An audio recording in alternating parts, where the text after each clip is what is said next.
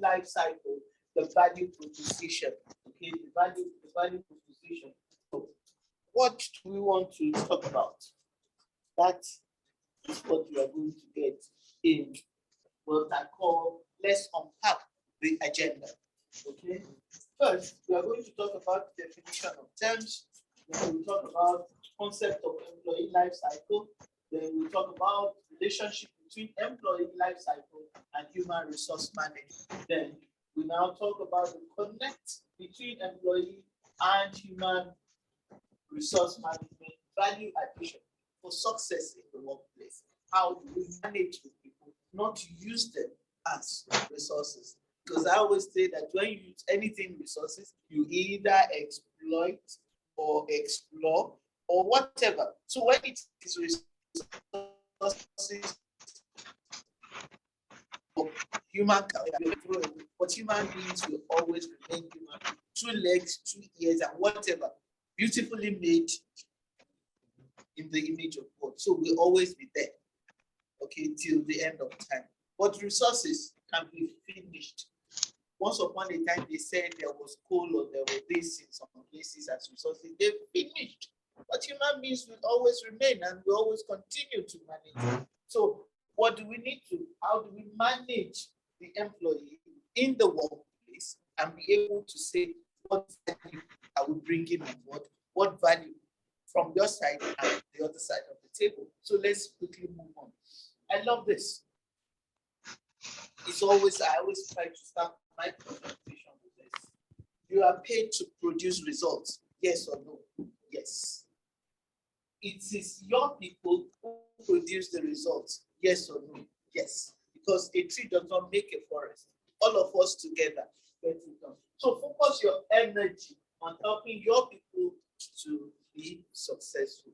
It's a simple truth about life, about managing people. So it is management of what people, okay, not the resources, but the people. So what do we do? Let's quickly look at this.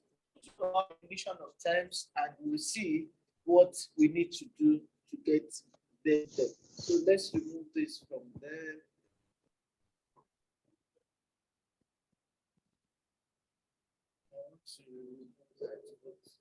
Let's get it. Excuse me, please.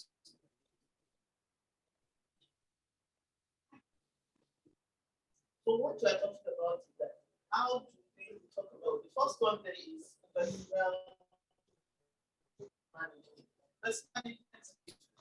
Personnel management in those days when they said that personnel management, they were more concerned about the recruitment, engagement of its recruitment in those days, the recruitment, firing, hiring, and whatever. But now, personnel management has evolved into human resource management, because human resource is the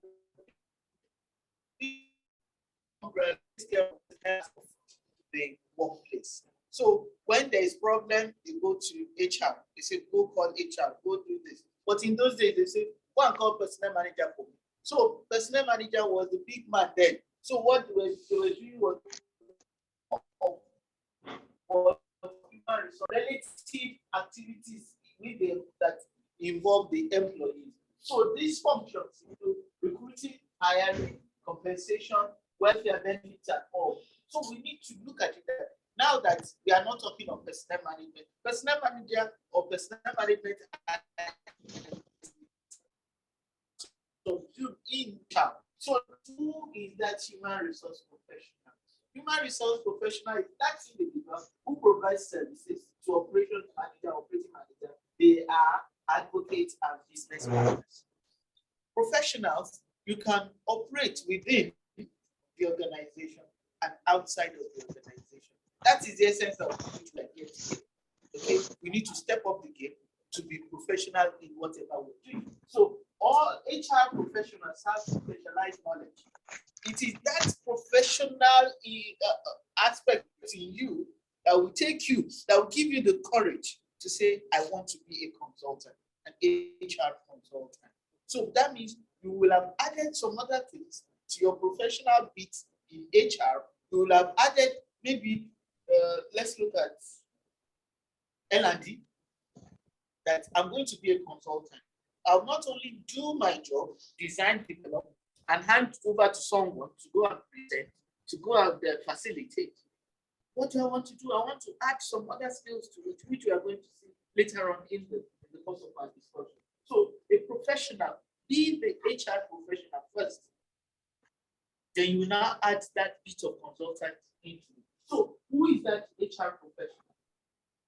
Is that person with specialized knowledge on how to design effective training programs, how to redesign workflows in the organization and outside of the organization when it becomes a consultant, because it needs to work with technology. And that is part of it. When you become a professional that you are now, because what we are doing today is what we are just giving you the basics, the foundation. Because some of these things will be related to you now say, where is this area that I'm lacking? They say, as a professional, I should think about technology. As an HR, if you don't know how to manage your system or your laptop, your IT, or you are not IT, at least a little bit, that which will help you to deliver. If you are not there in terms of technology, please go and get. Some people have told me that say, they say Maxwell, John Maxwell said it's not technology service. I said, are you Maxwell? My name is Ayade Abike. How can I compare myself with Maxwell? It's like me trying to compare myself with Wole Soyinka. Wole Soyinka at the point in time is some of his vocabulary, some of his words found their way into the English dictionary. Like I will now say, because John Maxwell said it's not computer savvy, then you now say I don't need it as well. Then you have a lot of. So as a professional, please look at it and say technology is part of our job. So how to decide where quality improvement? Because one day now want to HR. How do we get certification ISO? They say actually, like one of our friends said, actually what? You need to be there, have knowledge of it, so that when another consultant comes, tell us ISO, you have an idea of what he's talking about. You have somebody.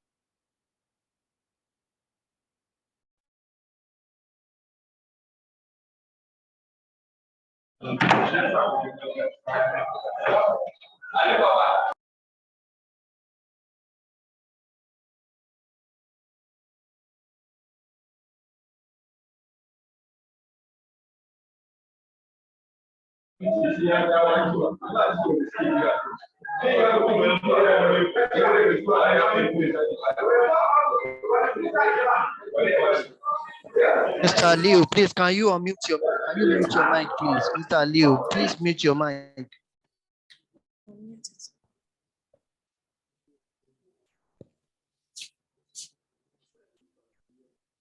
Please, can you come and attend? This is supposed to.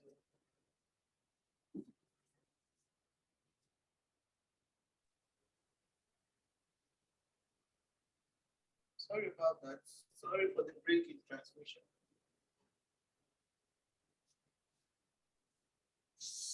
So we need to talk about the consultant, the HR consultant. What does it do? The consultant comes into the organization. You're already there as a professional, but you know what you want. So the consultant comes in, relies on what I've done.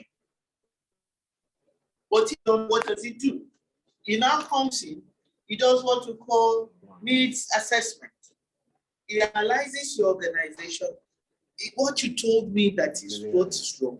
Is that the true picture of things? So when you go in as an HR consultant, what you should do is what? Go in, see what you can make in terms of differentiating and starting what they have not covered. What you do as an HR consultant is go in there, give them what at times maybe questionnaires to determine, because they might have done some wrong analysis, and when you now step in, they spend so much to call you in.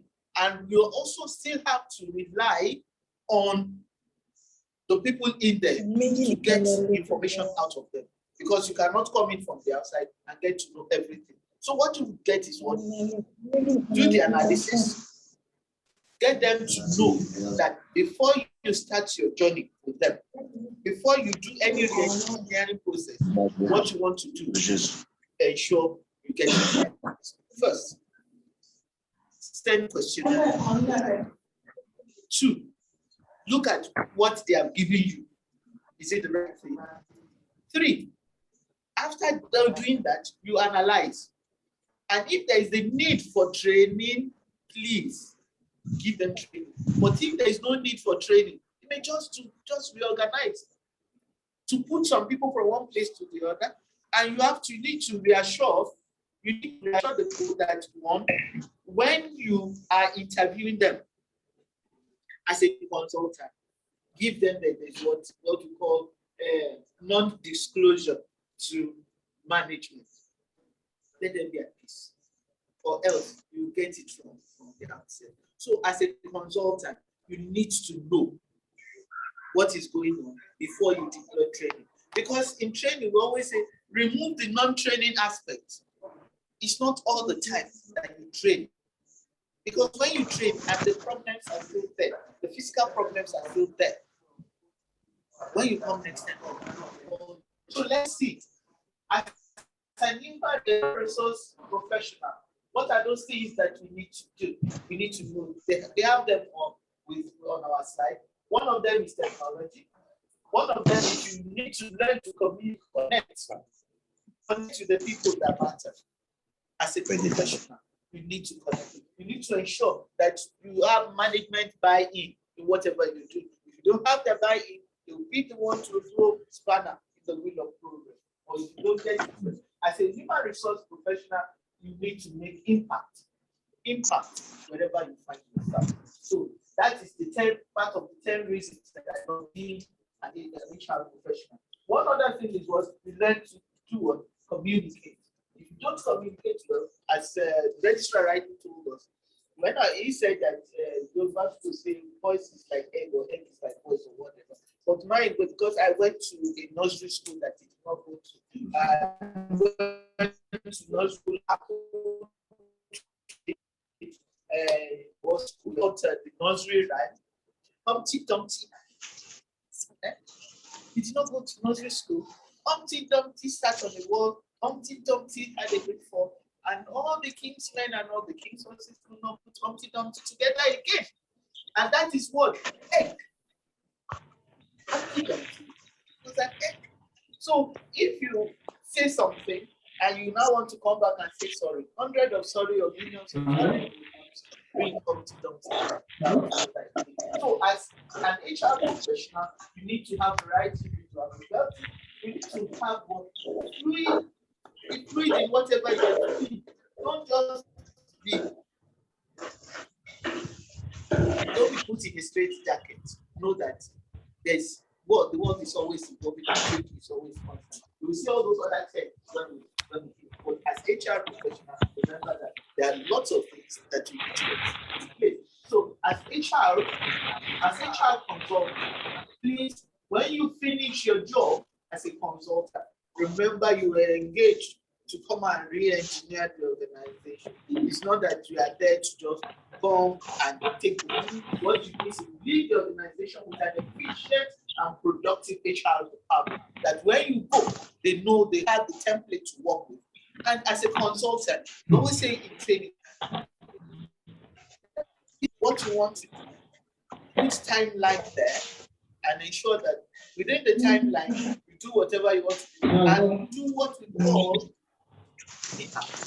After the feedback, give the space or we always call it something, I can't remember. But 3, what did you say?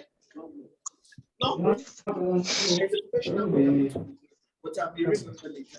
But the thing is that there's after the feedback, at this point in time, I'm going to reduce wastages within this space of time. And after which, about 3 months after, I remember before 3 months after to come and see the result of whatever. Always put percentage. Wastages will be reduced by 50% in 3 months of my engagement with the people, and I'll come back 3 months later. That means 6 months. Not that I'll just trade and go away.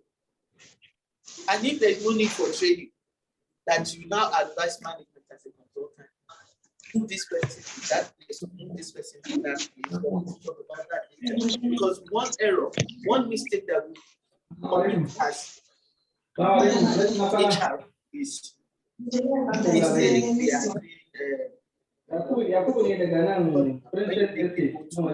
doing plan their career, give them a career. But me, in my maybe as admin staff, I love accounting, and I've been studying accounting from the backyard.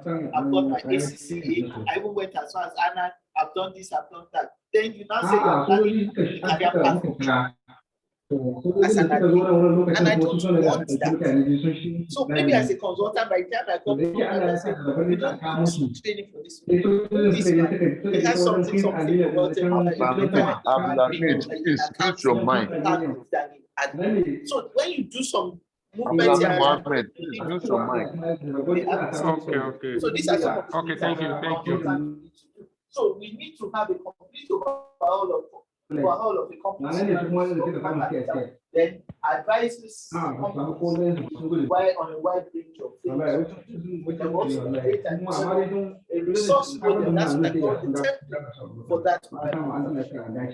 What you need to Abraham Mohammed, please. Abraham Mohammed, please. Much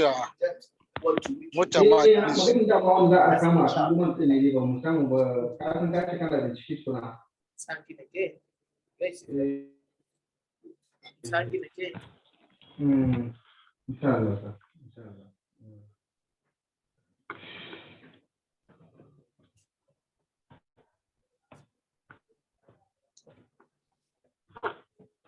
So what do you want to do? We now want to talk about the introduction of what we've been saying. We just have to lay the foundation blocks.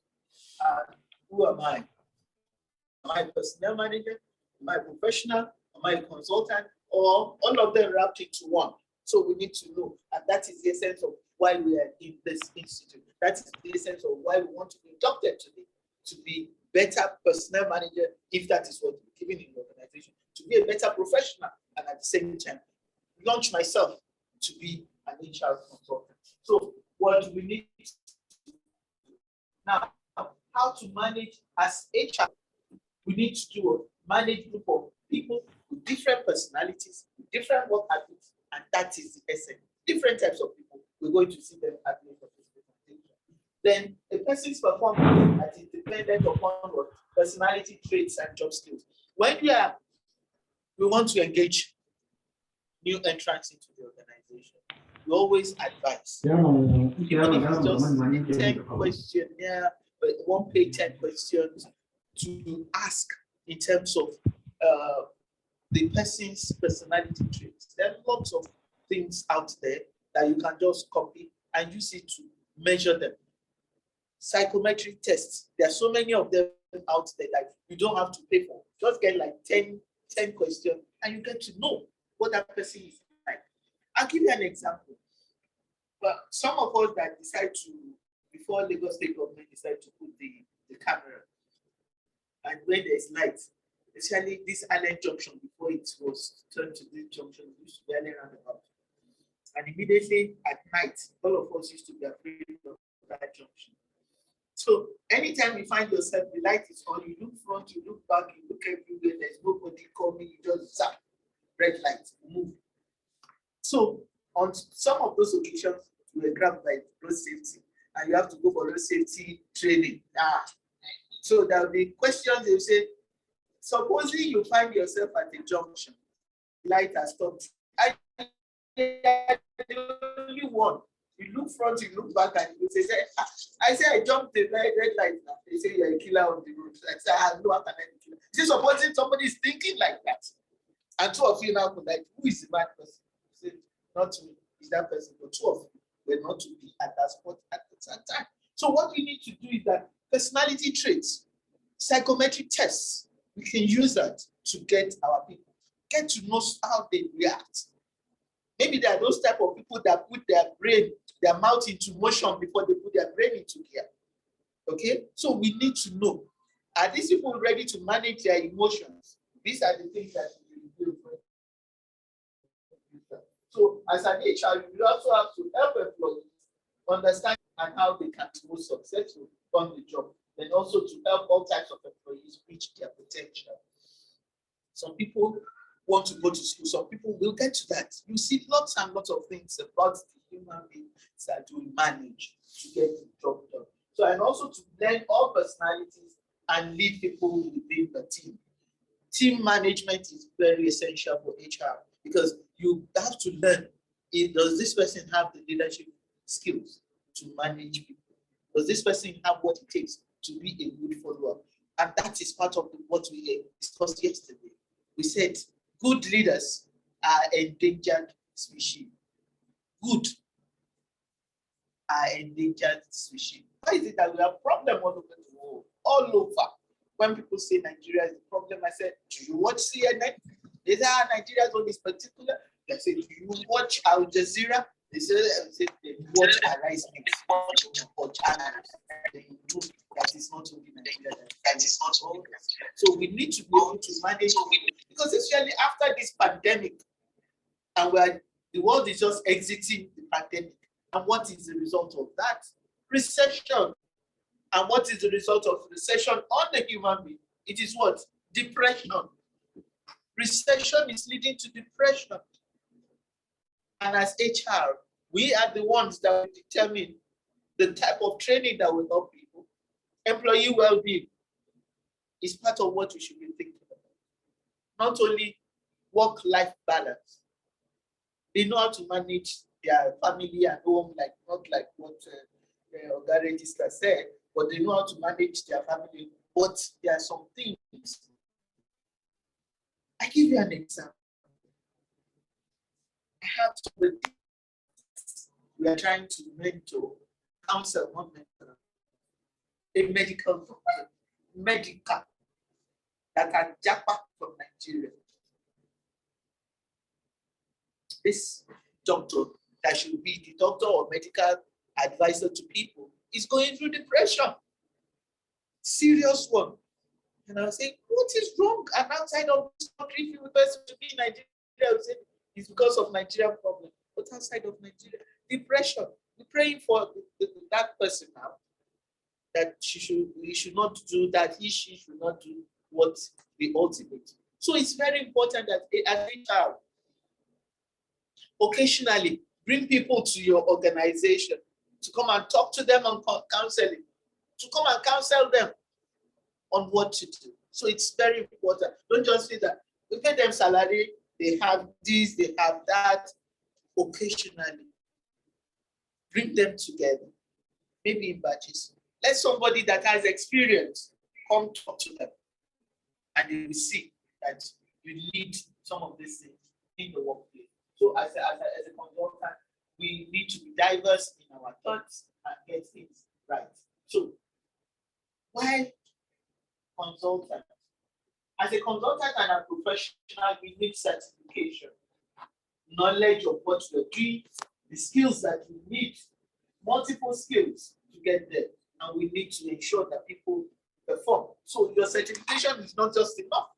You need to put that certificate into action, because that is part of what we are going to talk at the end of the talk. Because whatever we said yesterday and today, now you don't put them into action, they're just filed into the box of what time. Let it be there. We talked about that. No, please, we need to get it right. Put them into action, even if not all. Look at those ones that we can manage and we get there. So let's look at HR, the holistic view of HR. HR, this is it. Takes care of salaries and she's is an acronym for something, ILR, and the 4 P's and S, which is admin. So let's see the key to the abbreviations that we have in this report. The 4 P's and S. Personnel, you see, it's inside HR now. policy decision from the boardroom today, promotion exercise that will affect everybody, performance management, not performance appraisal.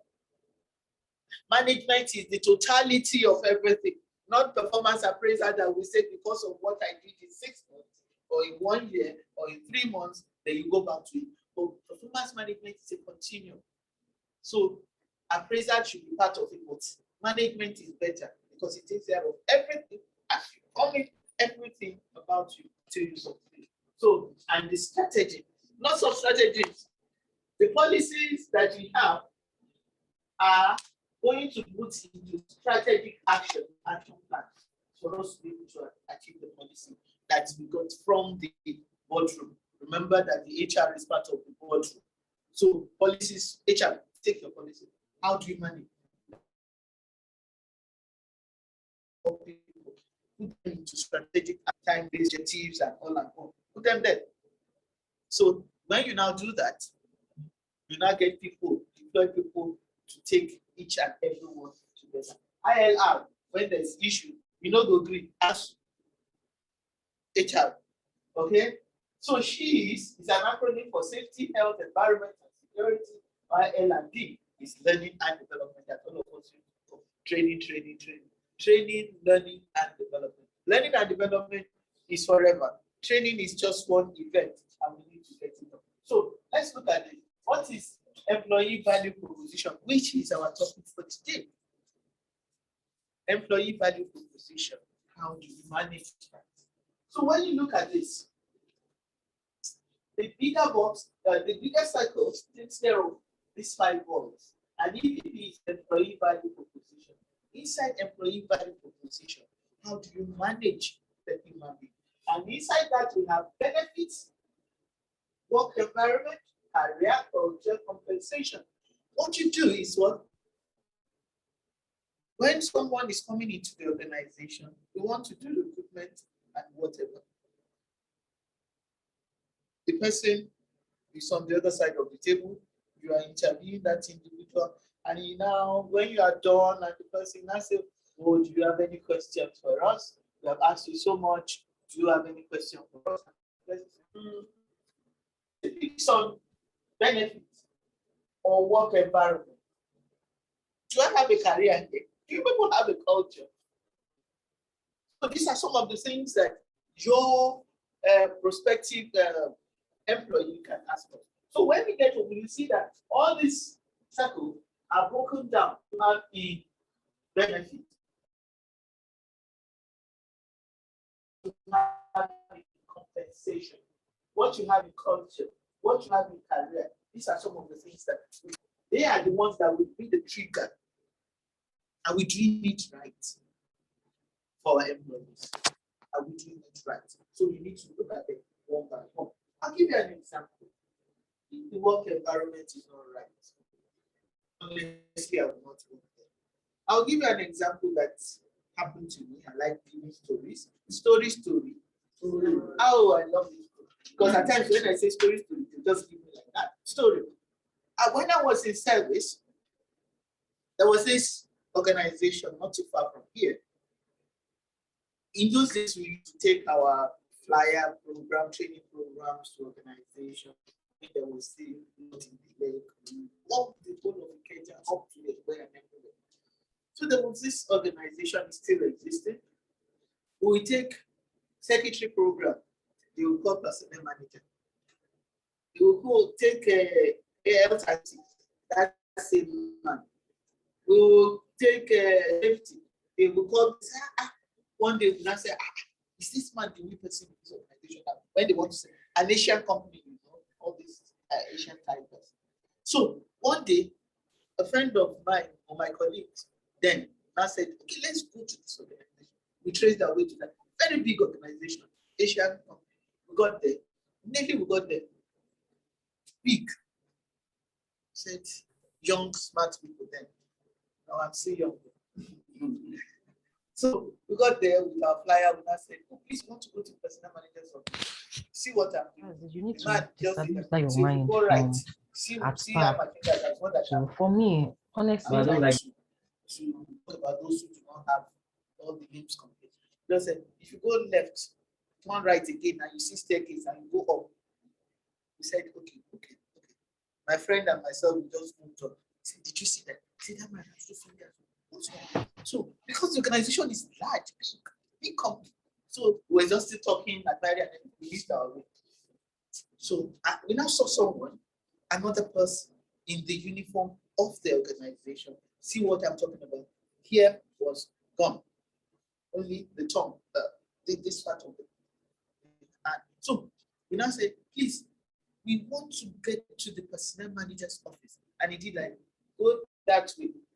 Said, okay, thank you. We didn't even wait long enough. We just said, thank you.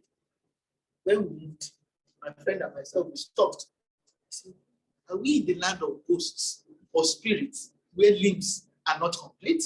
He said, no, we are in this organization. We got to the personnel manager's office. And funny enough, we were there to give them safety training. We gave them. And honestly, not long after that, that organization went up in flames. We were able to salvage what was up in flames. It's not like true. Because I'm not permitted to mention the name of that organization. It went up in flames. So since that time, I'm sure, I don't know now whether they are calling people for health, safety, and environment, but Lagos State is, of course, has been clamping down on the Asian companies to ensure that safety of individuals. So some of the times, we won't hear some of our children that go to work in some of these Asian companies, those who are adventurous, they walk around and they fall into the cauldron of hot, steaming chemical. So some of these things we need to look into as HR. So that is part of it. As I look at some of this, where are those areas that we have issues and we need to get there? So, what do we need to do? We need to develop strong employee value proposition, which is a key element in youth recruiting and retention of what? Your good habits. They will stay. That organization in the movement of cities to be come and be our HR and say, I don't want a month. I won't. Because unless maybe they change, but for whatever it is, we need to look at it. So at the most basic, employee value proposition represents everything of value to the employer as well as to the employee. As soon as you go in there, this is what we market for them. So let's finish this slide with this. There is a great person who makes every person feel small. But as a good HR, you don't make people feel small. What you do to them is that the really great person is the one who makes every person feel great. So please make sure those get it right. So let's get questions. If I can you get those who are online, let's see if there are questions online, and those who are on site, let's see what we have. Please, who is this? We can't hear you. Can you meet everyone? Okay, can you scroll down and see if there's no question for us online? Us in person, do you have questions so that they can share? Yes, please. Thank you. Thank you very much. My question. Please sit down. I can't pay for your standing up with this gown. Please sit. Thank you very much. Thank you. My question goes back to the aspect of understanding personal traits and balancing with job skills. I want to bring it back to where I'm working at the moment. I don't know whether they can hear you. Can you hear him online? Yeah. So my DMD believes that whoever that is coming in must have a personality trait test. And when I'm doing that, I'm seeing someone who is actually erratic and my boss will feel like I don't need such a person. In the reality, I'm the one engaging the person, and I can see that the person has the skill. And by my own school of thought, I believe, even in the 21st century, that you have to learn and relearn. And some of these properties or features of this temperament can actually be learned. But to him, I need a choleric, I need a sanguine and all that. So it's always a toss to a fight. When the person has the skill, and I think I'm okay with the person. Sometimes I have to say, okay, give me 2 months. If the person does not deliver, then we can take a decision. But till, as I'm talking, is I still review like several CVs during this week just to get 6 persons, right? And I have people who can actually do the job, but the trait aspects.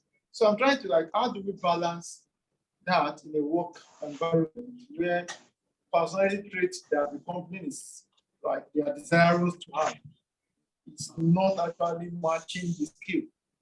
I think there should be a balance where the skill should be able to be level with the traits. And we have a good workspace.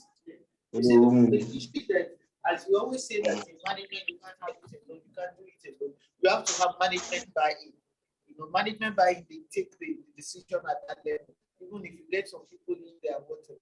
But your management, at a point in time, I always tell people that at the retreat, you should always organize retreat for management. And let's hit the table.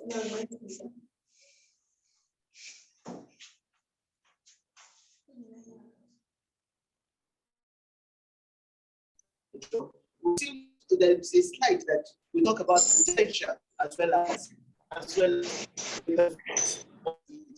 some of them at times may not necessarily be because the person does not have traits or whatever. There are some other underlying issues that you need to put right. So that is what I'm talking about. If you please be ready to help us out. Okay. Get this out of the way.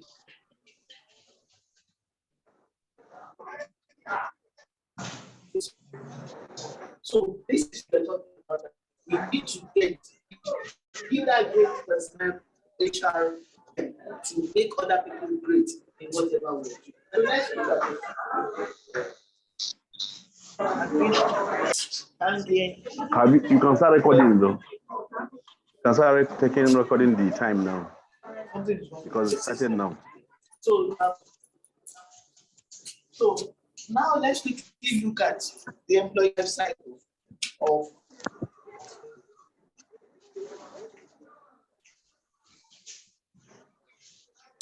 employee life cycle. What is it? Why are we talking about it as HR? It has to do with the person coming in and the person exiting. And what we have in public service, whether we say 35 years in service or 60 years of age, whichever comes first. In private sector, the person may decide to jump midway in the career. The person may decide to do whatever midway into the career. It's the same thing as public sector. So what do we mean by employee life cycle? From entry to exit.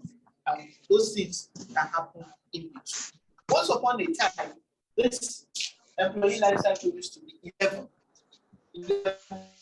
Then it was collapsed to 6. Now, it's not the 6 steps from recruitment to exit.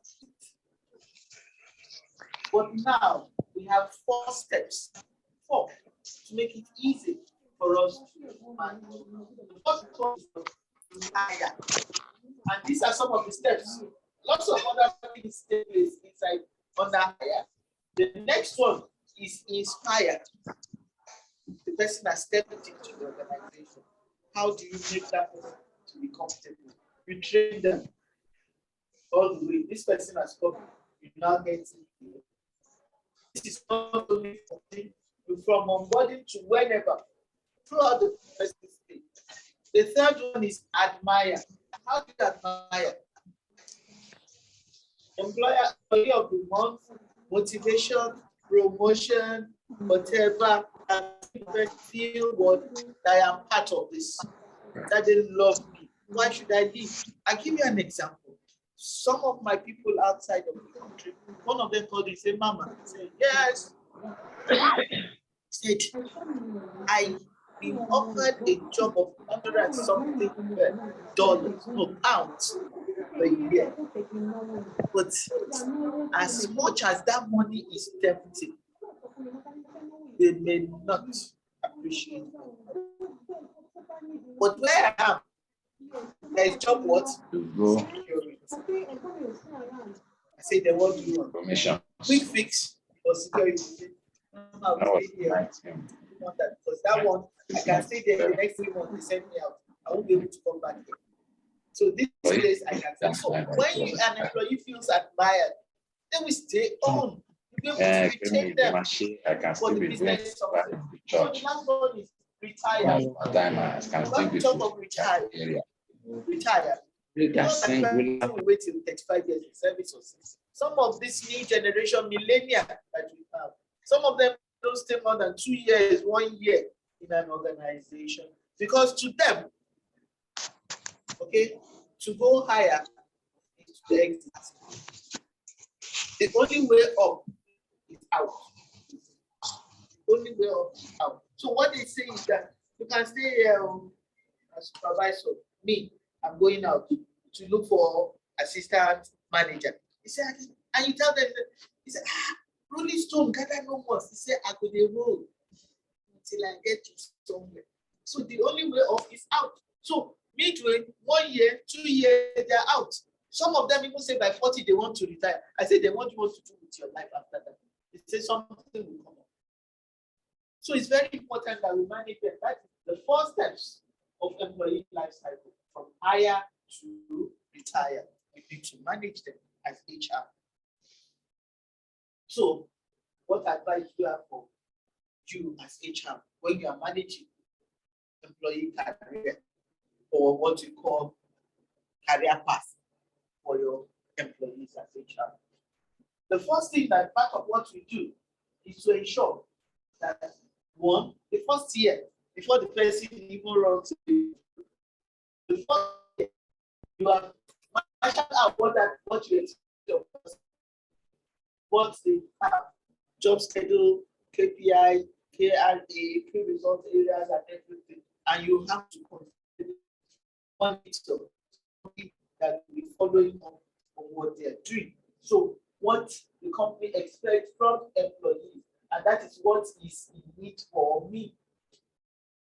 That is employee. But now we tell them that it's not only what is in need for you as an employee, what is in need for management. That is why some organizations don't want to train. They say, we train you. Another organization will come and push. But if you don't train them, don't blame them because they will not do what you want them to do well. So it's very important. So as HR manager, when we're talking of career progress for your people, look at the expectations at the bottom of the ladder and see where are they going to get, what are they going to do. It's very important. So people are responsible for what? For the success of the company. And they see the brighter future for them. And it's HR. This rests on our shoulders as HR. So question time, blessing time. I always say. Experience sharing or blessing. If you don't ask me a question, share the experience with me. So before you share your experience, I want to ask a question, and that is, what do you understand by employee burnout? If you are online, you can type in your answer, but if you are here in person, you can give me employee burnout before we go to the slide. What do you understand? You say, oh, I'm burnt out. Burnt out, especially our new generation. Tired. Correct. You know, I said that all answers are correct. Tired. Mental health. Mental health. Correct. Is there any online effect? No answer. The people online, are you there? Hi. Nobody. Yes, we are ma'am. We here. are not in those towns. Yes, ma'am. We're there. They are saying hi. Hi. Okay. They are saying hi, but also tell them I'm saying hi. So we are not in ghost town. No. I hope anybody there.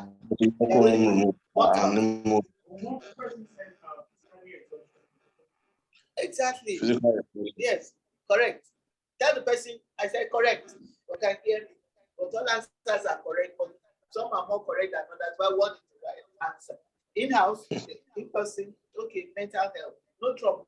All of us are correct and we are very correct. So let's quickly see what we mean by burnout. It's a sequence of disparity between the demands of the job and the resources. both material and emotional. Okay, so the emotional part is the employee mental health, well-being, and whatever. And resources at times are could cause the person to be depressed.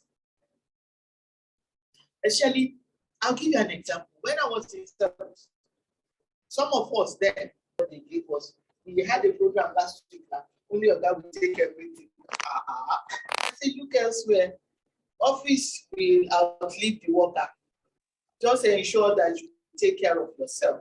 So they now look at it and say, Mrs. Ibe is always talking. I said, yes, what you need to do is ensure that prepare for yourself, package yourself well. Don't look beyond. Just look beyond what is in the office. So, because at times the resources may not be there, and you now say, oh, it is there. They are just what do they normally do? The big men are taking care of themselves and forgetting. So they then go into depression. Office is there to be paid, and they feel that the couple that is dropping should also get to them. It may not get to everybody. So if they don't get it, depression sets in. They want to do something. They now look at how do I cut corners to ensure that I get something for myself. And when they do not, they get burnt out. They get discouraged. Emotionally, they are not there. Physically, they do what we call presenteeism, not absenteeism. There's presenteeism. I'm there, but am I doing what is expected of me? So I come, I clock in, I go. 30 days make a pay. I'll collect my salary. I don't go beyond the call of duty. That is what a job burnout does to people. And such people, they are ready to sell the trade secrets of the organization to other people for material gain. So we should watch out for such people in the organization. So as HR, what do we do? Do we put our people on edge or they are at peace? Do you put them on edge? Do they breathe? See this, when you see this rock in person, when you see it live, somewhere around you, because I'm a just babe. Somewhere around you. You are correct, there are some on sharing things. Yes. This is real. It should be as if you go there and just push. I say, but you can't. Nobody can. It's been there for ages. So you put them on edge as HR. HR is coming. I give you an example. When I was in service, we had one director general. I said, DG is coming. I put plenty files on my table. And I open one. Because immediately DG comes and says, my friend, what are you doing there? He said, I'm treating this. I said, and what is in that file? I will have studied that page because that page is what you ask. And whatever. So are we putting them on edge or they are really delivering? Are they at peace? So we need to do what? Give them opportunity to breathe. There's some people that the good is at the bottom of the jollof rice pot. That is what we call bottom-up approach of leadership. Beautiful ideas are down there. Do you allow them as HR to showcase that? That is why the personnel managers of whole give us the opportunity what we call suggestion box. Suggestion box has no name, no face. So give them that opportunity. We may not go back to suggestion box, but give them the opportunity. So as managers, how do we as HR take talent in the workplace? So what do we do? The first thing is, as we said before, the employee life cycle, attract them, hire.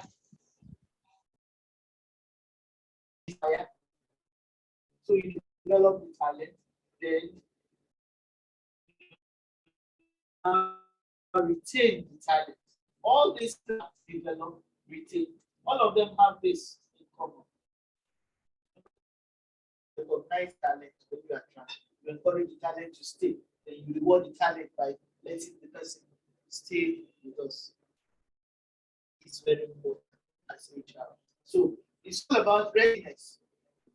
The right people for the right job at the right time in order to achieve results is what everybody is judging how well we perform as HR.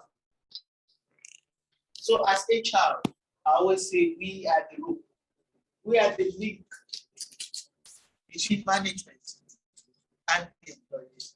When we face management, we are backing the employees. And when we face the employees, we are backing management. We want you to do it as the middle belt.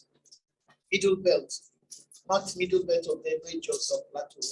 We are the middle belt that put everybody at peace. So we are the link group for management and the people and the work. So what do we want to do as HR? We need to establish what we call the business case. And what is that? There are 4 steps to that. 1, describe the talent. How do we retain talent in the workplace? First, describe talent implication for the internal and external training.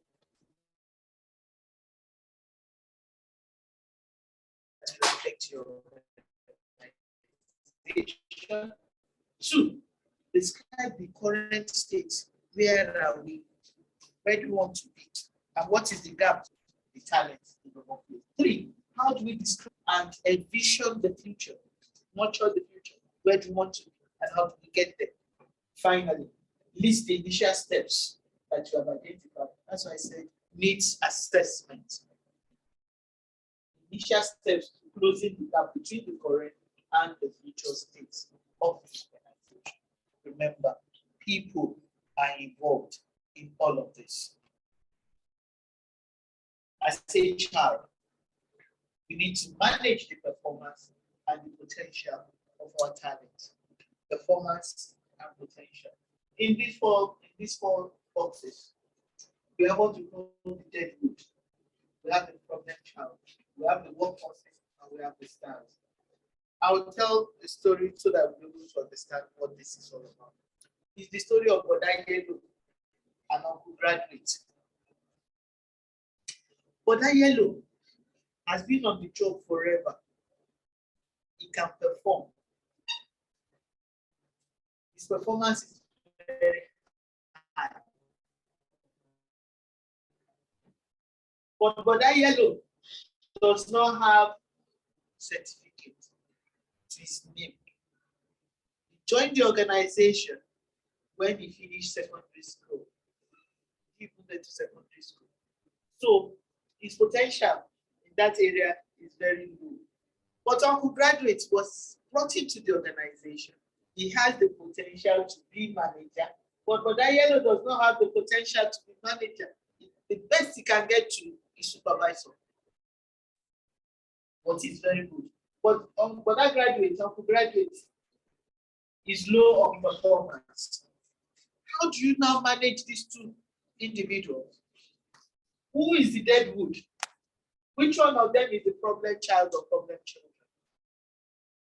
And how do you move the deadwood, which you don't have in the private sector? But usually, I was in the public sector. There are some people in the public sector. They got in there, whether through the door or window, or they came from the ground, wherever. When you say whatever, they say, do you know what we do? As far as they are concerned, they are there to collect their salary. By 12:01, they are going to pick children from school. They come back at 2:00. They are there. They'll be the one that on Friday, I think Mama, somebody is having party. So what are we doing? So those people, they contribute very minimal to the organization. To push fire. That's what they do. Problem children, yes, you can manage them. You can also move somebody that you consider deadwood through what training. Because in training, we believe that nobody is useless. Somebody will always have a potential that we can build upon. Remember those who are not fully sighted. My institute last month, we had a training in Ibadan. we had the conference in Ibadan. Come and see this lady.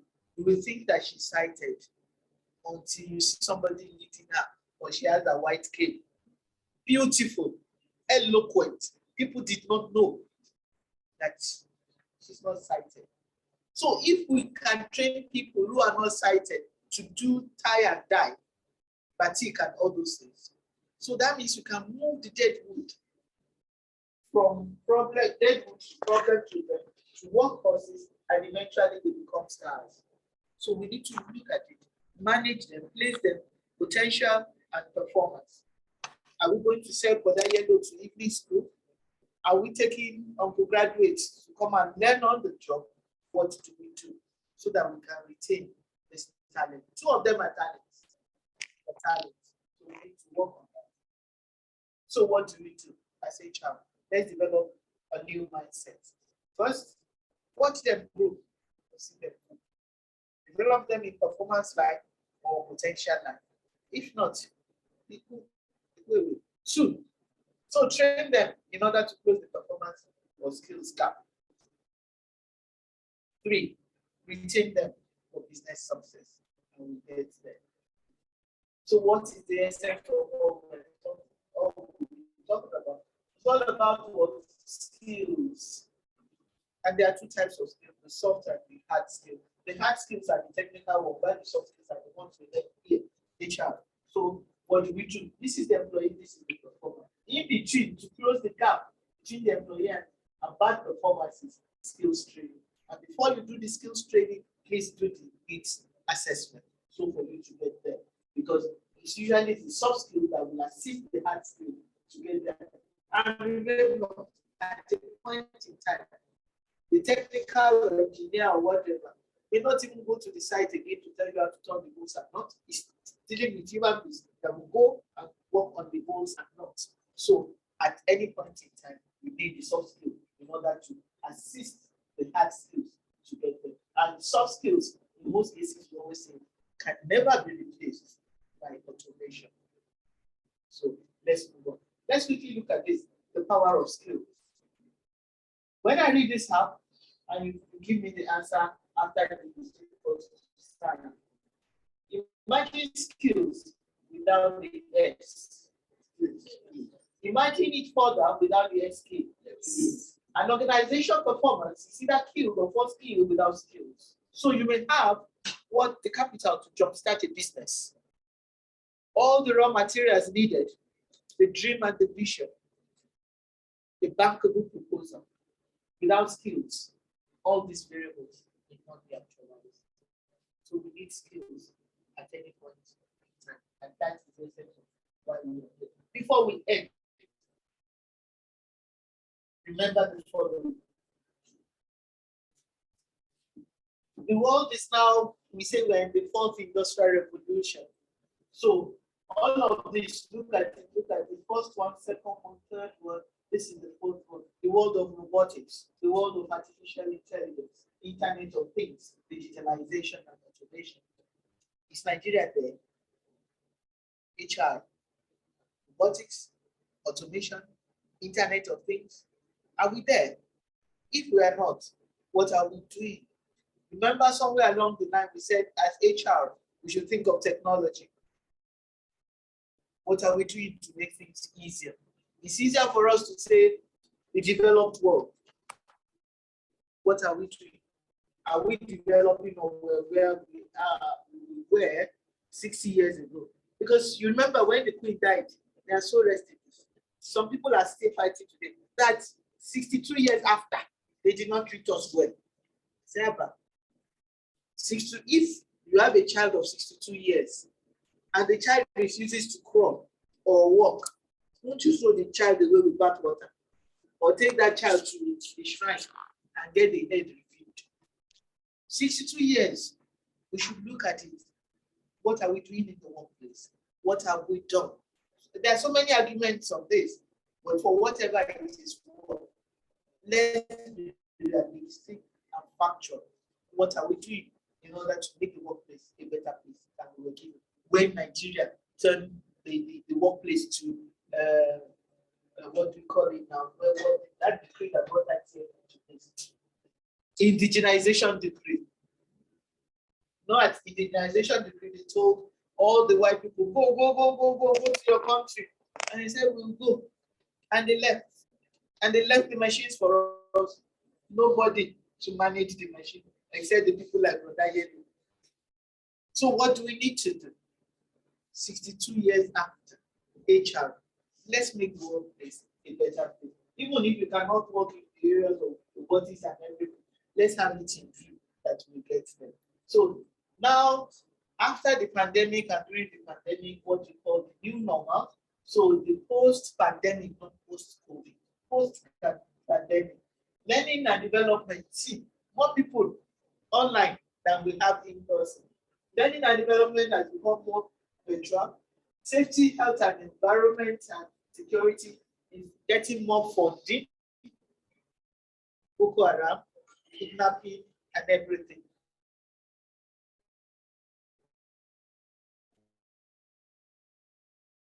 One of your staff to Sokoto or Maiduguri, what do you do? And we do a trip of 50 million. That's what you are looking at between Lagos and Maiduguri. Is that not so? 50 million is a trip, transport fare. So work from home. Some people are still working from home now. I give you an example of some of my people that are out there. Some of them never saw the four walls of the organization before they were engaged. They were engaged online, and they are still working online. I said, how do you know your office? He said, one day, mommy, I just went there. I said, on one Sunday, I said, let me go and see even our head office. And you know, the head office has been trimmed down. Part of their offices they've let out. They are now using, because it's cheaper. So now as HR, we should look at job schedules, deliverable strategies, timeline, anything that we need to do to ensure that they deliver.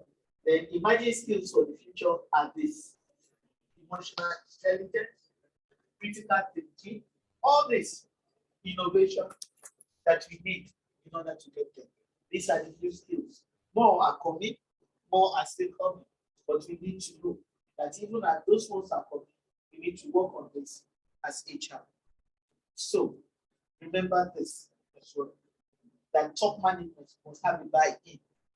If not, no matter the valuable ideas that you have, you don't, you are gone. Then make all HR efforts to the objective of the organization, lead through change, embrace diversity. Remember, new generation of children are coming into the workplace. Those who don't want to work for more than 1 year before they japa or before they go out of the place, and we're losing talent. They don't have to go out of the country, but they know how to get out of the organization. They're not the employer of choice. Include them, because the office, we outlive the worker. Our generation, your generation, will soon get out of the work. Lead virtually, be honest about reality, and inspire them. Work with emotional intelligence, agile mindset. Remember your customer, because without customers, HR will not be there. Be digitally enabled. If not, we see that your people that you are managing, not as resources, not as capital that we expect. The blood runs. So we now use this. Use the fish model. Feel for others, involve others, speak to and see other people's point of view and hear them out. Hear them out. Because the rich also cry. The blood that runs in you runs in the employee. Use the people approach to managing your employees. People that becomes an acronym for this: professionalism, that is why you are here. Empathy, use your emotional intelligence, be optimistic and not a pessimist. Partner with them, they are all partners in progress. Together we make it. Be loyal and let them show their own reality. Engage them and empower them. And they deliver. They deliver. If they don't deliver, then there is an issue. It is very important to say this is a wise saying. The wise knows what is to be done. The proficient knows how. Some say what, or some mean how to do it. So the successful do just what? It doesn't. So it combines what and how together. And you get it. So are you wired to connect? Yes. Wired to connect. So what do? Be kind. For everyone who beats is carrying in the blood. That is why they say the old people at the point in time, they do what? They bend because they have carried the load of years of experience and they bend. So that is, if you see the queen when she came home, 25 years when she was crowned. By the time she died, she was like, she has carried the weight, the burden, the experience of old age is why they bend. So remember, people have this. So let's quickly round up with this. These are people, human beings that you manage, call them Homo sapiens. So they are like a regular figure, amoeba. Some are big, some are small, some are full of imagination, some are soft and they suit each other. See, this, they gel together. These are imaginations of people. Human beings are like this. Potato, onions, and all sorts of people in the workplace. HR, you will have to. Some are hard and obstinate, while some are soft and malleable. So how do you manage the hard ones? Hard ones, they are obstinate in their ideas, and some are soft and malleable. No, to manage them, you get them like the problem children. So others are simpler. Others, even if they are similar, they hurt and offend each other. These are simple. You can say, we can try to describe it. But see this one. They are similar, but they are always at each other's neck. Dagger drum. Each other. Humanity is made up of a great variety of figures, which form a pattern. See all patterns. Fish tail, onions, whatever. These are all patterns of human beings. So, but when we become, some become poly, some become pebbles on the street, on the beach. Because when you pick a stone, beach, they are very smooth. So, but those, some do not know their limitation. They go out of their boundary. How to manage these difficult people in the workplace. Some are what?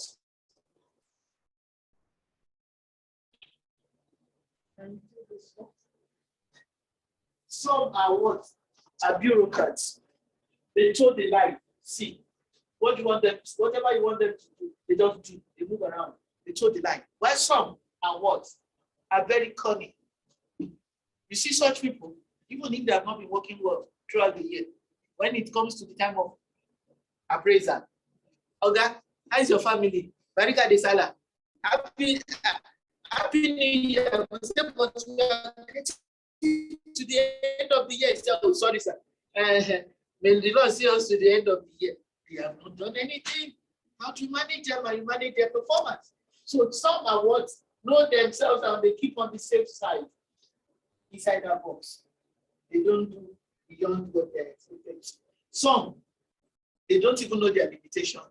They go out of the box, do whatever. So when you say people should think out of the box, type of people, they want to live their own lives. But no, the organization is not for them. But if you all manage to conform, how do we conform? Within the box, we will all remain the individual that we started with, ready to change, malleable, and you get them to deliver. So when you work with different types of people as HR, you will get there. If you do not identify anything for yourself in what you have been saying since, then what you have done is just empty. So failure of what we said yesterday and today will be when you fire them away and do nothing about what you have said. So HR, remember, we need one another.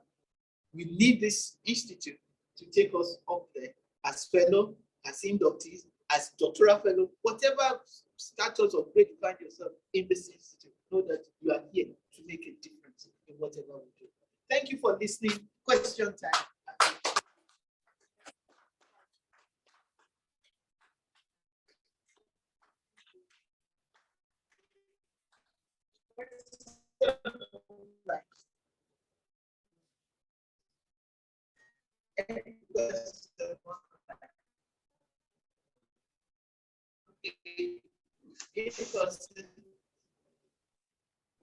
Question.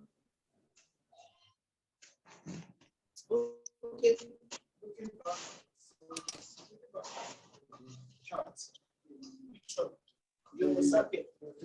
Potential and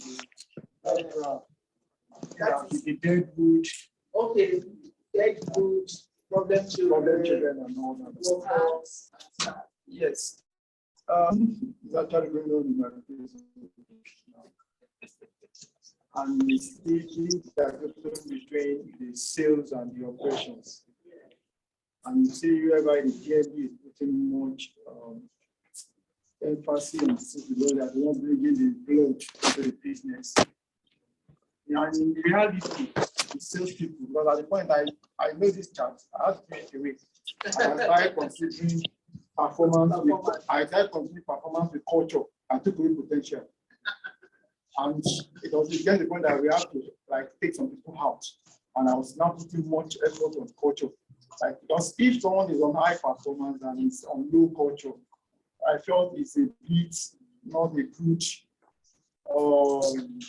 thing to look at in an organization. Your culture is low, but you are performing well. I want to like seek your opinion to that. The potential is there. You are selling. You are bringing in the sales. You're not doing what you check the organization. So should that be a good way of looking at how to and see, the thing is that you management also one side of it all. It's up to you and those in the bottom in the C-suite to realize that what is our culture, what's the way we want, which one would you want people an example of organization that does not take safety into consideration. Okay, so these are some of the things that HR should look at and say, how do we manage this? What do we need to do to get people to know us in better light than what those sales people or those who are out there? Honestly, when I was in service, we had issues like that. And what they did is that one of the things that they did was they moved some of them away from the operations. They put them on the desk where they have no relationship with the outside, like outside. But what we did was we put them on the desk and they there. We knew what the registrar said, cabinet. We won't sack them, but as we always say, we would join them. What we do is that we move them to another place because their potential, they have some things. But that has is a public sector. There are some places that you can do it. Private sector. There are some places that you can do it. There are some things you don't necessarily have to join, but before the whole thing gets bad, you can join some, but not everybody, because there should be continuity. Okay, depending on the whether what we call the public service gross discipline or whatever. But for whatever it is, you should have your staff handbook that will determine what you do. Thank you very much. I rest my case. Another pause for us there.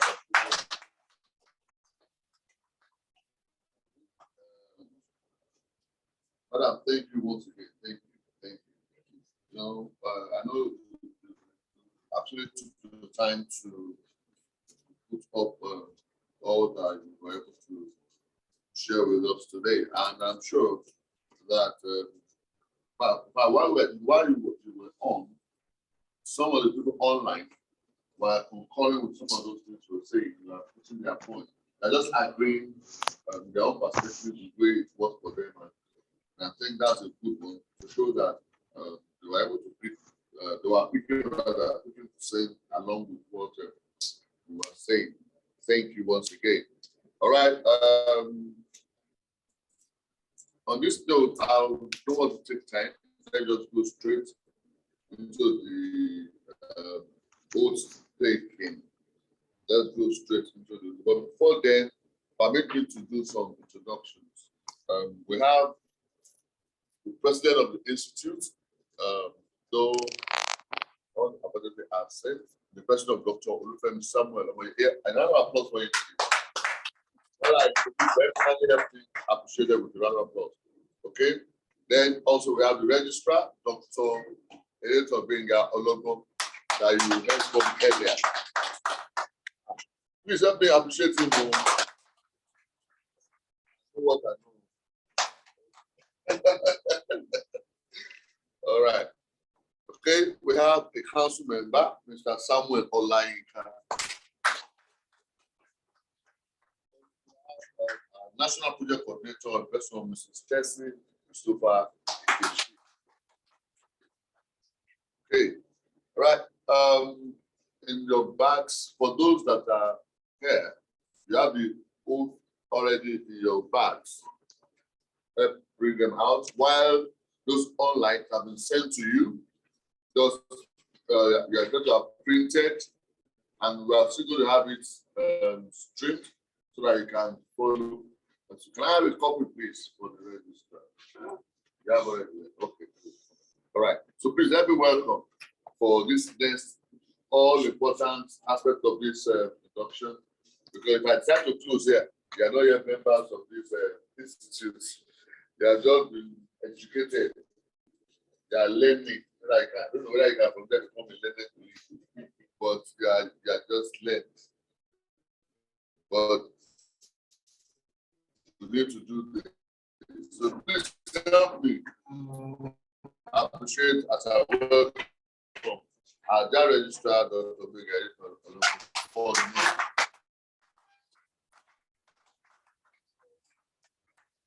We are moving into a state that is very important, that we set for ourselves rules that will govern our affairs, and these rules will enable us to conform with what we're expected to know. But if I need to add my voice to your question with respect to culture and performance, that for an individual or of an organization or of an institution to conform with some level of your culture. Because for you to perform, obey part of the culture of that organization, for you, that person has high performance. And in some cases, culture are flexible. But for us to join a person for non-conformity with culture, we now need to know a person who has a voice. You can always evaluate the organizational culture. You can include, you can remove some parts of the culture that, in your own opinion, that you think it is obnoxious or self-centered or does not obey the concept of objectivity. Because some of these elements of culture are set as a trap or as a ploy to constrain people to do a particular action, even when that action is not an objective action. So you should be able, because it is an umbrella word, just like in the public service where I belong, that if somebody wants to dismiss a staff or the high people want to punish you, they will say you commit act of gross misconduct. But the question is, what is that act of gross misconduct? If you look at the provision of the Constitution with respect to the removal of the president, they said whatever the National Assembly says is gross misconduct is gross misconduct. In other words, Gross misconduct does not mean a particular action. Gross misconduct there means whatsoever the National Assembly that want to improve the president said is gross misconduct, that is gross misconduct. But there is a caveat that is created in the impeachment that matter will be referred to the Chief Justice of the Federation. That is power check power. We will now look at the objectivity of that gross misconduct in order to take it either as a gross misconduct or non-gross misconduct. So if we are saying non-conformity with culture, we now need to identify what aspects of the culture. Because the word culture is just a very big umbrella that covers a lot of things. That culture should have elements. What are the elements of the culture? And those ones that are not conformed with, can we refine-tune those staff? Can we retrain those staff? Can we restructure the mode of operandi of that organization that will enable them to conform with that structure? Take note that if you create an enabling environment for some things to operate, it's only so much. People will fall in line. But when you create loopholes, then people are bound to misbehave. So you may fine-tune that organization that it will be very difficult to break the culture of that organization. So you may, as a personal person, you need to think at every point in time, what can I put in place in such a way that deviation from what I expected will be very difficult. So you may not just sit down and say, I'm waiting for people to deviate from what I've told them. No, you need to put a structure in place that will make it practically difficult for people to break. For instance, people come late to office when they are meant to sign. Even when they come by 10, they sign 7 o'clock, they sign 6 o'clock. Some people thought about it. Okay, don't break the moment, and the machine captures you. In other words, they are not waiting for people to say, oh, I will wait at the gate to catch him. They put a structure in place that will be very difficult for people to alter the time. So whenever we are saying that when there is no conformity with culture, when there is no total obedience or adherence with culture, it can lead to journalizing the person.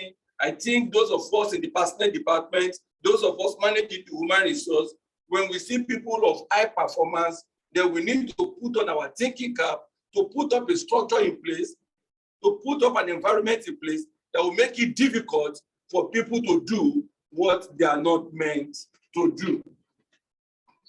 Then, at this point, with profound respect, I will expect each of the inductees to stand up so that we take the oath together.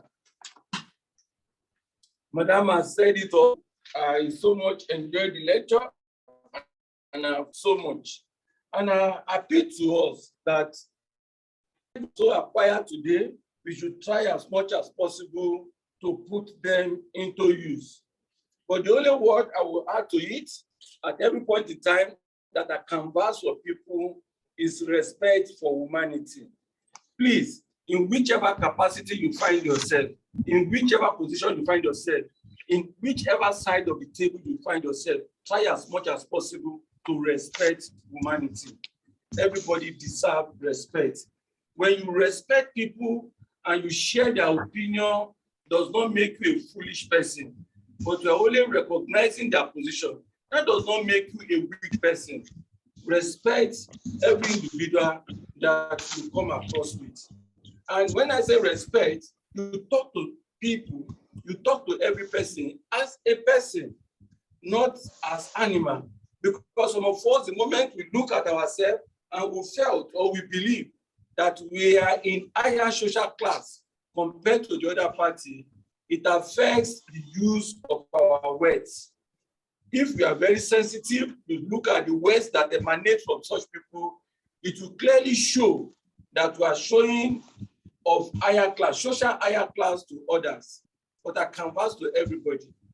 As Madam have said, the same blood that runs in your body is the same blood that runs in the body of others.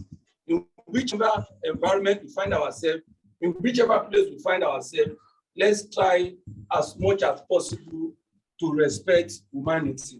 It does not take away anything from us. We're also encouraging those online to take up their document on oath of conduct, oath and professional conduct, and read after me. So we are going to start. Chartered Institute of Human Resource Management. You read. Code of Ethics and Professional Conduct. Code of Ethics and Professional Conduct. This code of ethics and professional conduct describes the expectation that we have for ourselves and our fellow practitioners all over the world. Code of Ethics and Professional Conduct is of ourselves, practitioners all over the world. It articulates the ideals to which we aspire as well as the behavior that are mandatory behavior in our professional voluntary roles. It articulates the ideas to which we aspire as well as the behavior that are mandatory behaviors in our profession. Therefore, as a member, I Dr. You can mention your Therefore, as a member, I can be to conduct myself professionally with truth, accuracy, fairness, and responsibility to the public. To conduct myself professionally with truth, accuracy, fairness, and responsibility to the public. Membership subscription on the 2nd of every January yearly. Pay my annual membership subscription on the 2nd of every January yearly. The highest standard of professional competence among those who are responsible. To foster the highest standards of professional competence On the proficiency and the status of the profession by applying and applying knowledge in the best appropriate way or manner. To enhance the profession, such as the profession by acquiring and applying knowledge in the most appropriate way and manner. To participate in all professional development programs so that one's knowledge and performance are enhanced. To participate in all professional development.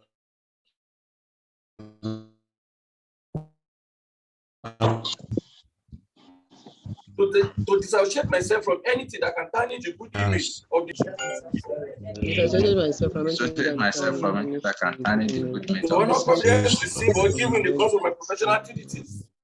To honor confidence received or given in the course of professional activities. To comply with both the letter and the intent of the laws of the country and the contractual obligations.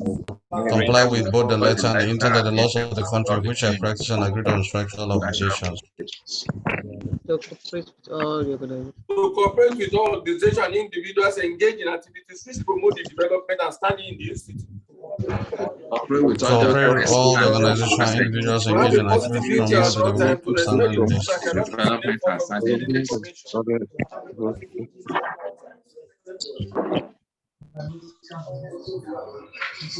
Abide by and encourage others to practice the professional code of ethics of the institute. Abide by and to encourage others to practice the professional code of ethics of the institute. I make this pledge in good faith and in accordance with the policy of the I institute. understand that the institute reserves the right to suspend me or to dismiss somebody from the membership of the institute should I violate any of the above promises which are voluntarily made by me. I understand that the institute reserves the right to suspend me or dismiss me summarily from the membership of the institute should I violate any of the above promises which are voluntarily made by me. So help me You are God. going to sign that particular column. You are going to write your phone number. You are going to date it. You are going to affix your passport photograph on the top of the form, and you are going to return it to our office. That it will be kept in the office file, and that is when you have completed your registration. At this junction, we are going into the induction properly, and the confided in me. Speaking on behalf of the president of the institute, I, Dr. Benga Ereta Olodon, hereby induct all members herein into various categories of the Chartered Institute of Human Resources, dated 24th day of September 2022. You are all well inducted. Thank you. Congratulations.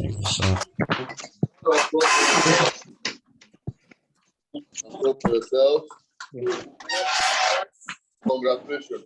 Okay, this goes to those online and those of you on site.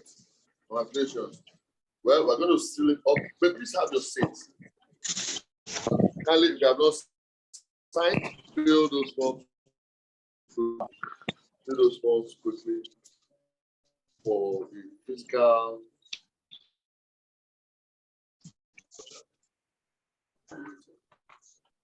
Congratulations to you all. Good to have you as a member of CIHRM. We believe strongly that as from today, you guide his life and good ambassadors of this institute. And of course, let's have the effect of this institute in your various organizations. All right, now, for those of you online, that you have your materials with you. After those on site, you can as well put on your shorts, mufflers, and all that. Okay, in no particular order, National Prayer Coordinator, please. National Prayer Coordinator, please. So those on, just hold on for me. We'll take care of those physical. Then we'll do online.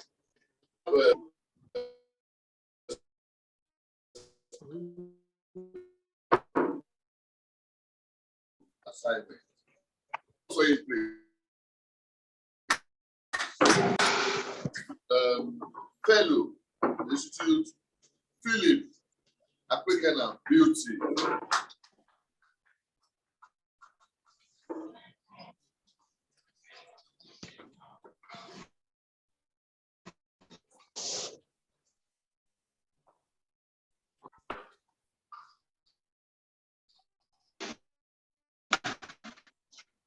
They upload the next on my machine.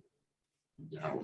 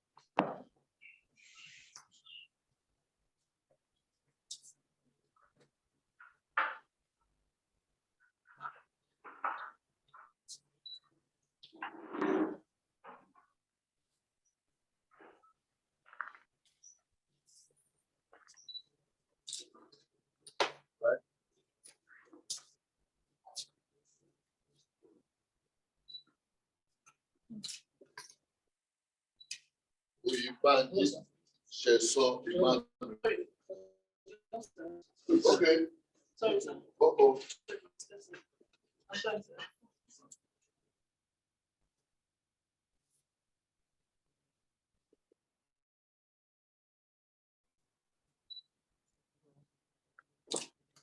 All right. Let's have Evangelist Emmanuel. The round of applause for him, please. Please.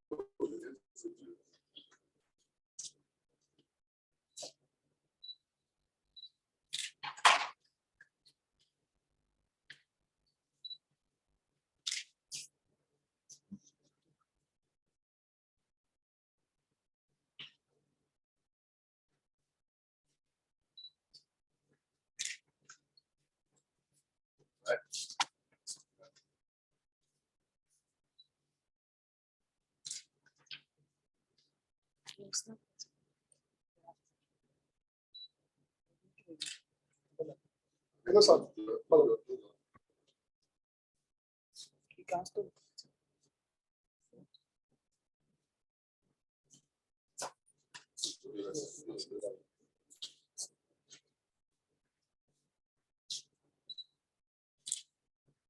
Thank you. Finally, play.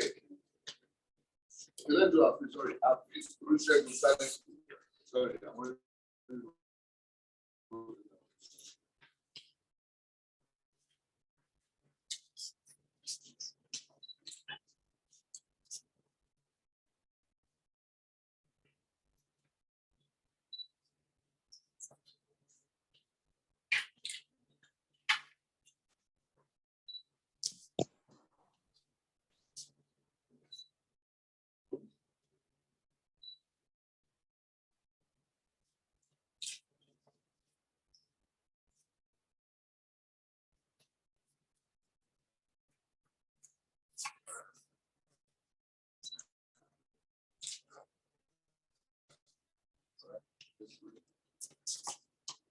Failure of Institute.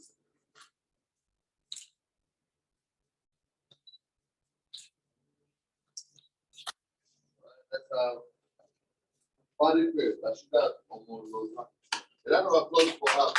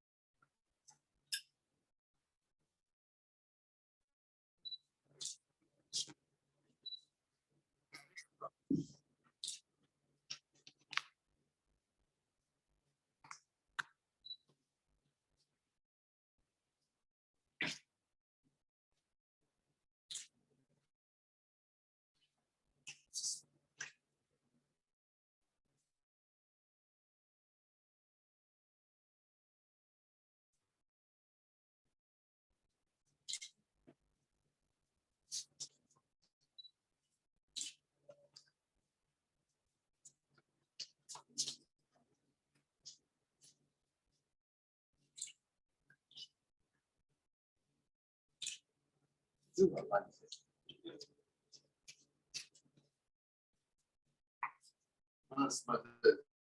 You got that.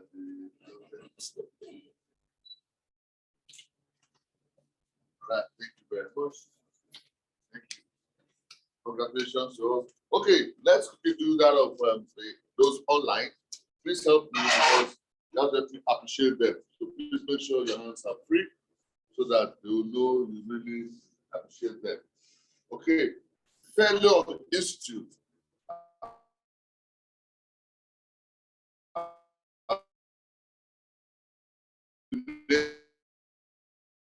Names, I call the names, you applaud them. Dr. Ogundele Razak Olawale. I want to sound that. Florence Agoro. Alazam Yakubu. Onab Mohammed Amani. Lashade Olufumi Akingbade. Lashade Tajuddin. Simon John Magbi. Also Peace Eze. Johnny Bryan. Simon John Magbi. Samuel Waziri Magbi. Vota James Edomoye. Ahmad Kumar. Option Kudo Basi. Aibu Abubakar Bashir. Those are fellows inducted online. Then the moment now. Tunde Israel. Oscar Togo Augustine. Joel Abbas Wayanda. Newton of Michael Olusegun.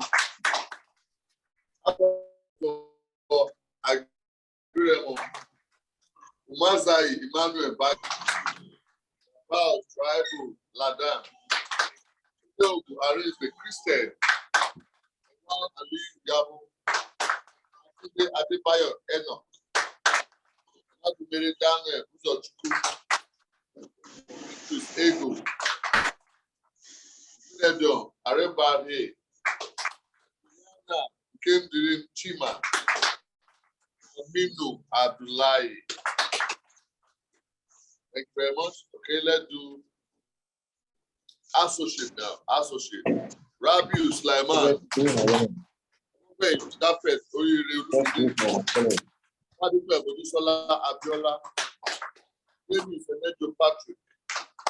Ọpẹ́ Ògúngbọ́ Títí Lọ́pẹ́ Ẹ̀bùn Olúwa. Please help me put your hands up for all of them.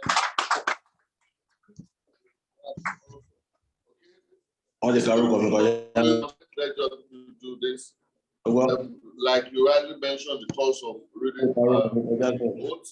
Please note that annual for institute associate 5,000, full member 10,000, fellow 15,000, and doctoral fellow 20,000. Again, associate 5,000 and full member 10,000, fellow 15,000, and doctoral fellow 20,000 respectively. So, and also, I'm sure you're going to get information on the next induction. But why I'm mentioning that is because we expect that you help propagate the gospel of the institute so that more people that are deserving will come be a part of the family.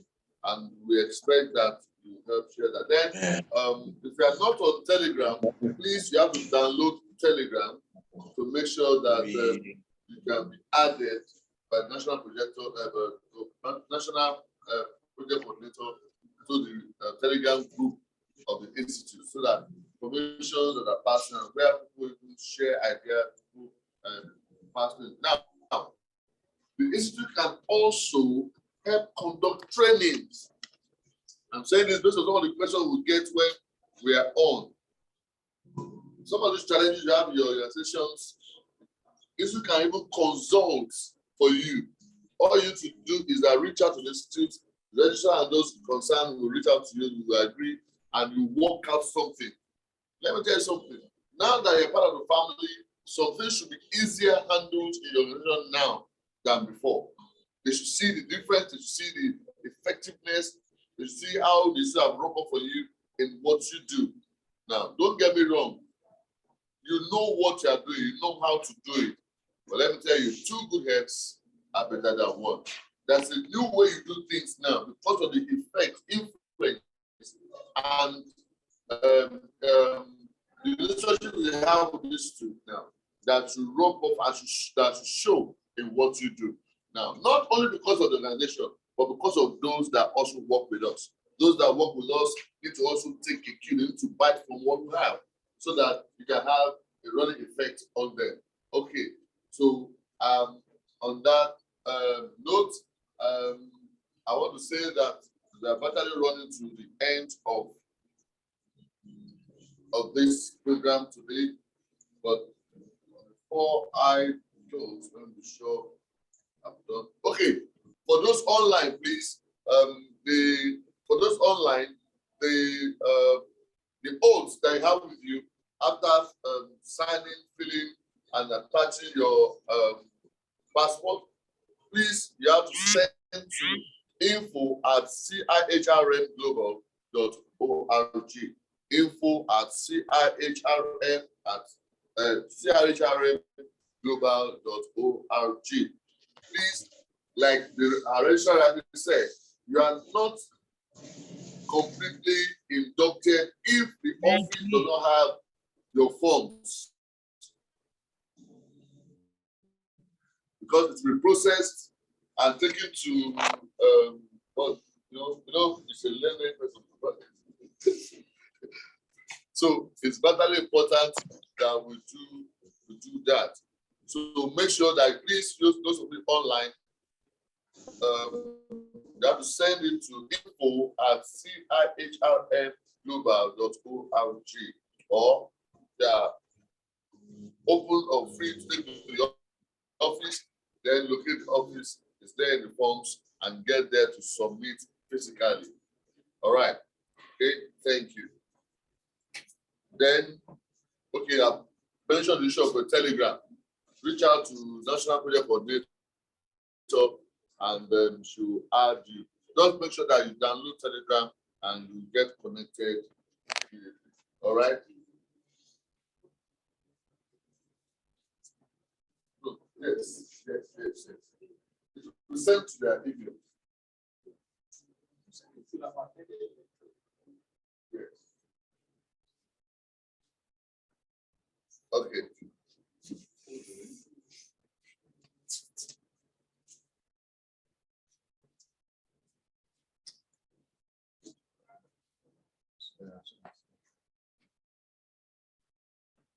Please permit us to do this.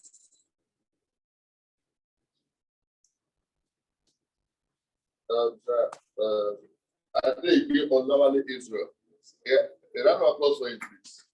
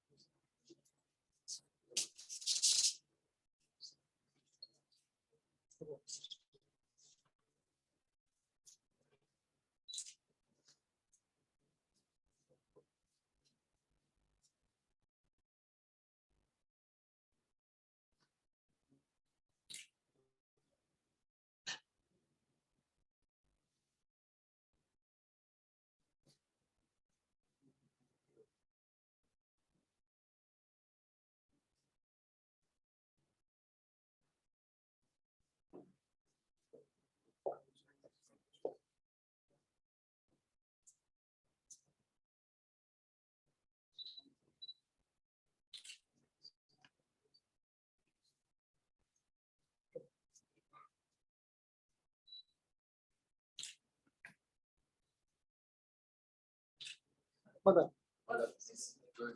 join me.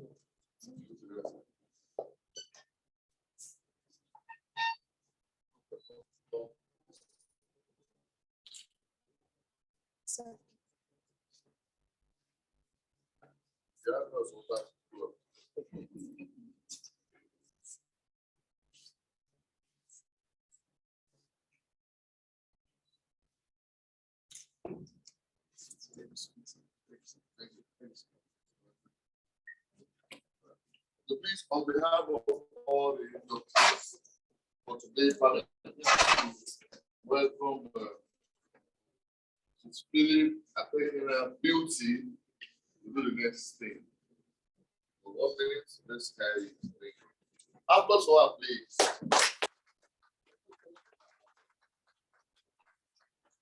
On behalf of all the industries today, both physical and online, we want to appreciate the entire management, the president, the registrar, for giving us the honor to be part of the family today.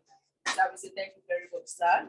And also we pledge our allegiance and we promise on behalf of everybody that we will uphold the conduct of the institute as we have promised today. God help us.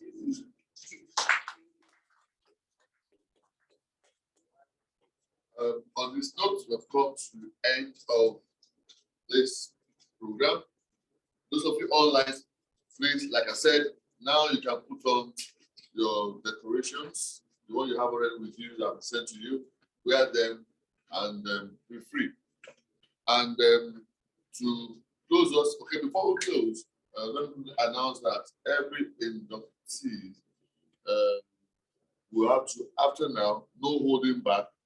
As I close, just move straight to the backdrop outside there. We're gonna have pictures together then from there. Now, in your bags, there's a ticket in your bag for your meal. The ticket in your bags, your meal, look out for it. After the picture, then you go to the restaurant there and exchange it. But if you don't want to exchange it, just come and dash me. Then I know what to do with it. Or you go in there yourself, then exchange it for a bag. Thank you. All right, on this note, can I have a volunteer? Is there any Muslim here? Any Muslim? Okay, can you pray English? Okay, let's close. We had a prayer Christian earlier. Yes.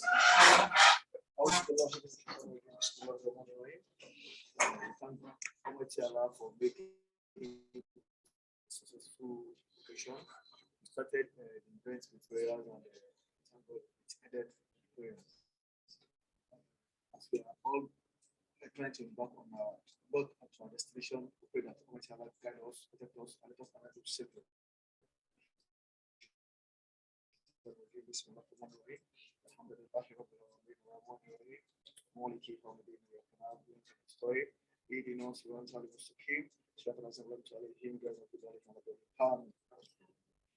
All right. Thank you very much. So please, like I said, let us move straight to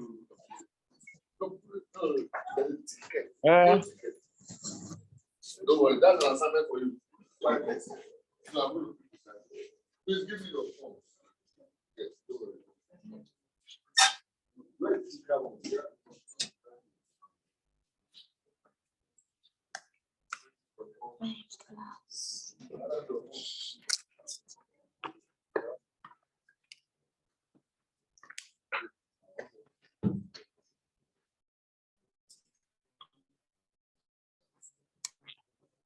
I've left.